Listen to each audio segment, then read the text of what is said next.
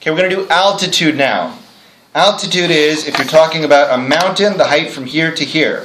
So that's simply a point not on this line. We need to drop a perpendicular, so it's at a 90-degree angle. So we're going to line up our compass.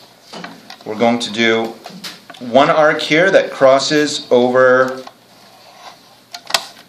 the line in two places. Then from these two intersection points down below, we can change the measure if we want.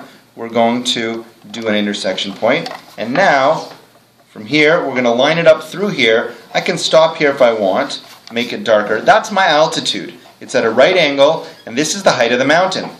Let's say my mountain turns, and now this is what my mountain looks like off to the side. So now my altitude is going to be from here. That's the highest point of my mountain.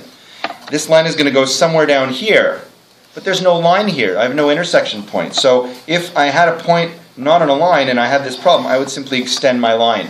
Then from this point not on the line, I'm going to repeat the same step. I'm going to do an arc. Oops, my compass is having technical difficulties. Oh, I wasn't using that one. This is the better one. Now I'm going to line it up. I'm going to do my arc down below. There we go. Then from both of these intersection points, I'm going to do arcs down below. There's one. From this intersection point here, there's two. Okay, so I've got my intersection point here. I've got my vertex at the top. I'm going to line that up. I'm going to draw it dark until the line and lighter through. This is my second altitude here. Now they don't intersect. Here's one altitude. Maybe I'll draw it in red. Here's one altitude. Here's one altitude in red.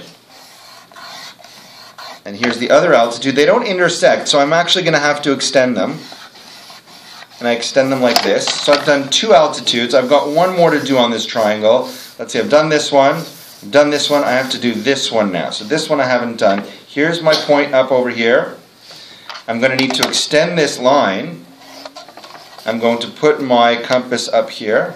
I'm going to do my little semicircle, kind of my arc there. Then from this intersection point, I'll make a crisscross there. From this intersection point, I'll make another crisscross.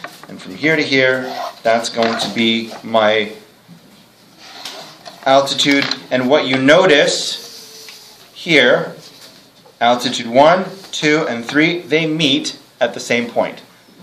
So the point of this question is, in any triangle, if you take the altitude of all three sides, their intersection points will all meet together, and that's how you know you've done it correctly.